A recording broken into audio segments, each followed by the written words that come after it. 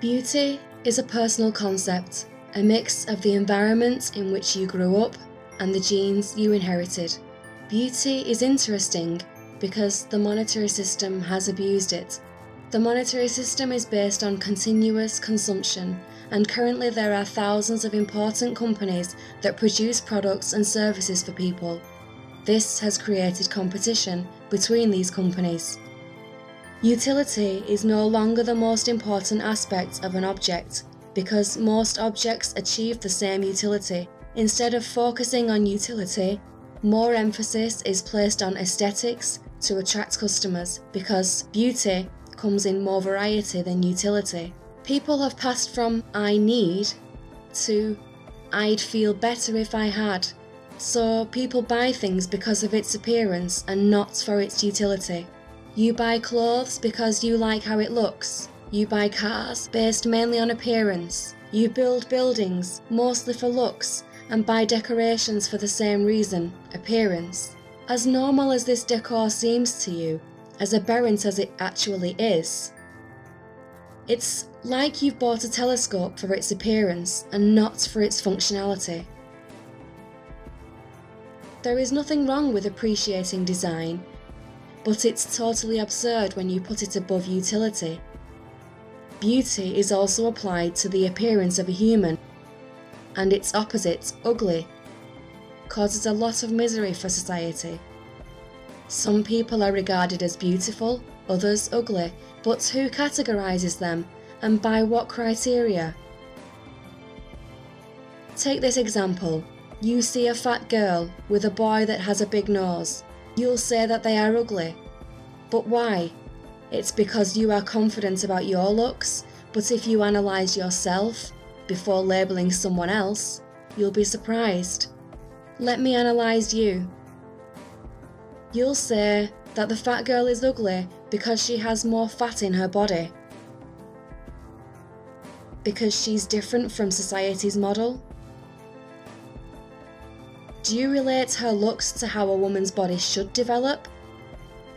If you do, then you can say that the fat girl is different, but why should you say that she's ugly? As you can see, you're influenced by society, environment, friends, television shows. You are like a mirror of society. There are people who prefer fat women or guys with a big nose, or find other abnormal body parts attractive, so try to limit yourself to observe beauty and appreciate it, just that. Some men like a fat ass, some like big tits, some like small tits, blonde hair, red hair. So all these guys are different. So if a guy marries a girl because she's competent mentally, but she has small tits, he's always looking at big tits because he was brought up that way. You know what I mean? Don't get mad at the guy. That's the way he was brought up. If you understand that, you can understand he's always looking. But I told you before, in the South Seas, men never looked at a girl's butt. Not because they're good or bad. They were brought up nude, so they don't collect pictures of nude women. Beauty magazines are creating models of human appearance, classifying it as beauty, and many people tend to copy it. What few people know is that all the pictures that are published in this magazine are first edited.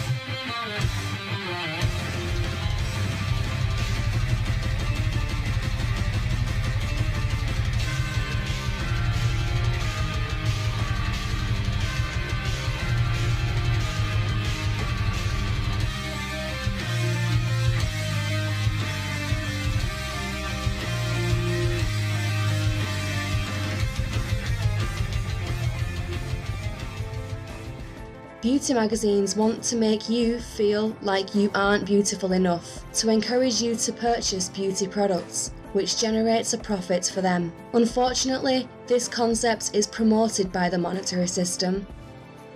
Many products are made for looks. When many people need utility, it's a real waste. There are even jobs in which people that are considered good looking are paid for that, called models. Because the monetary system established that some models are considered beautiful, anything different is seen as ugly, and beauty is made universal. Another example of our current psychosis: fashion critics. They are people who give their opinion about how others dress and earn money from it. Take this picture as an example. Read what fashion critics write.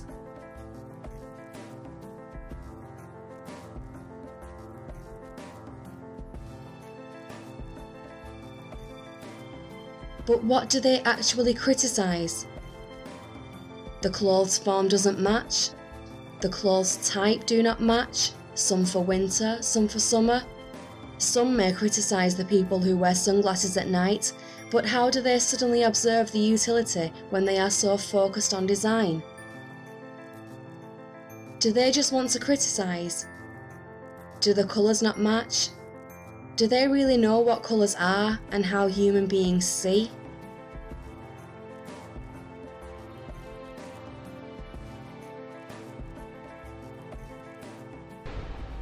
The human eye, one of the most powerful instruments on Earth. On a clear day, we can spot the smallest detail in the widest view. But what the eye sees is not the full picture. Alongside the world we see is a very different world.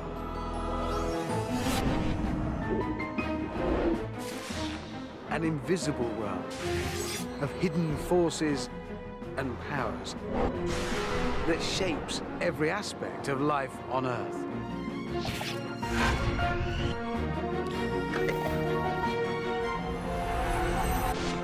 Now technology can open a door on that hidden world, revealing its mysteries and showing us the true wonder of the world we live in.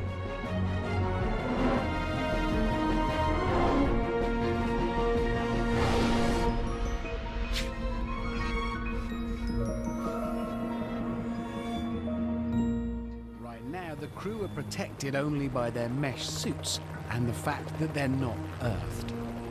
For a few seconds, the helicopter and the power line are bonded together, a huge electrical field surging around them.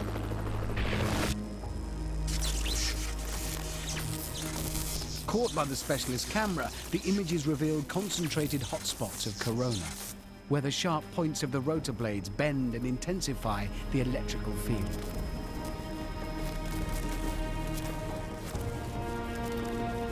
When the air reacts with this intense electrical field, it creates an invisible light discharge, and it's this light that the camera is tuned to detect. But to the naked eye, it's completely invisible.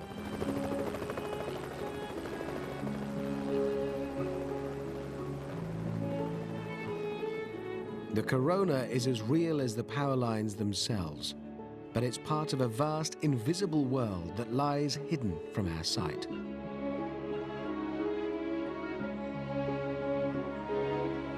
I will need this. Because although our eyes are incredibly clever and powerful, they're only sensitive to a very narrow band of light.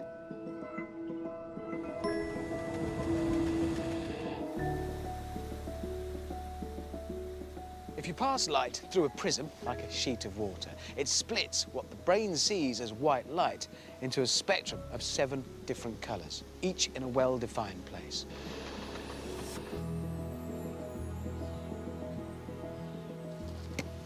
Red, orange, yellow, green, blue, indigo, and violet, the visible light spectrum.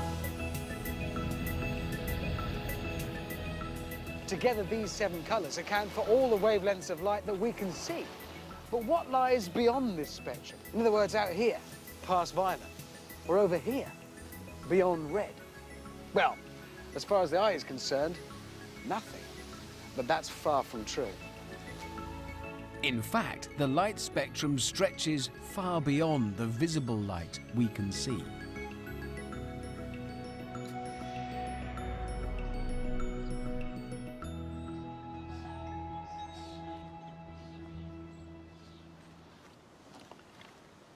You can think of the spectrum of light as a bit like the notes on a piano. Imagine these 7 notes represent the visible spectrum with the familiar colours of red, orange, yellow, green, blue, indigo and violet. So all that we can see accounts for this octave.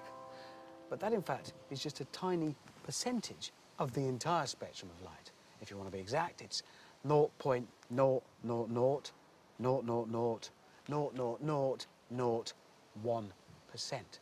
And just like this piano has many other notes, light exists in many other wavelengths, with infrared down here, ultraviolet up here.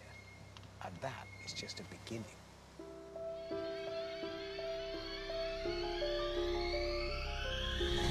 If our visible spectrum is just 1 octave on this piano, then to represent the entire spectrum from gamma rays to X-rays and right through to radio waves, you'd need the keyboard to extend and extend and extend. Still going, right out as far as the sun, 93 million miles away. That's a very big piano.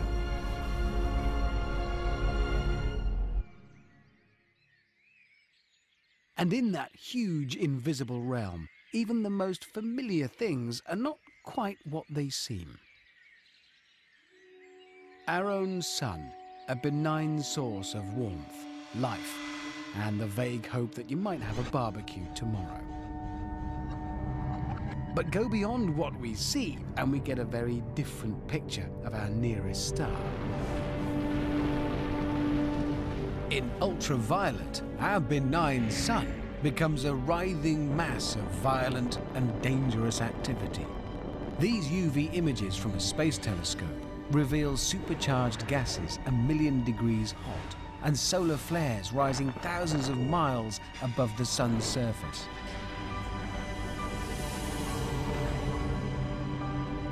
We can even see the intense magnetic fields that create dark sunspots and solar storms.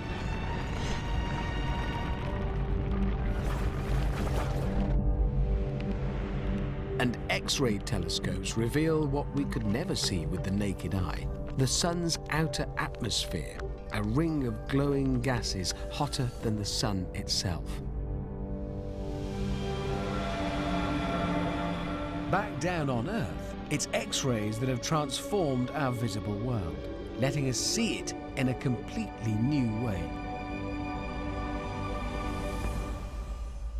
The idea of using X-rays comes from a very simple property of light. We see the world around us because visible light bounces off objects and enters our eyes, where receptors in our retina can detect it. Switch that light off and nothing. Did you see how the environmental influence works? And most important, did you see how far from reality these people are?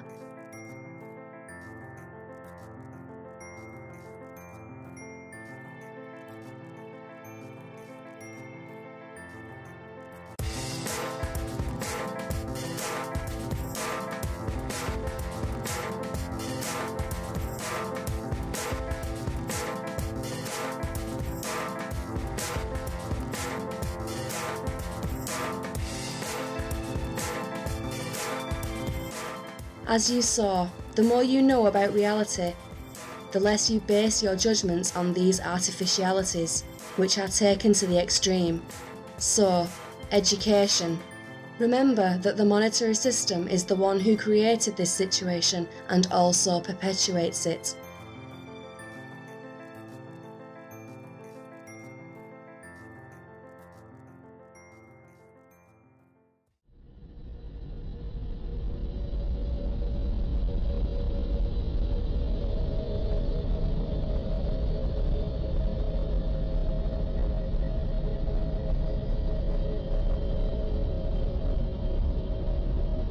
Humans have 5 senses and have abused one of them: sight. How can they be sure that some colours or forms don't mix well? Or that some shapes are beautiful and others are ugly? It's humble that an industry was created from a sense, sight, an industry that can't rely on anything to define its values.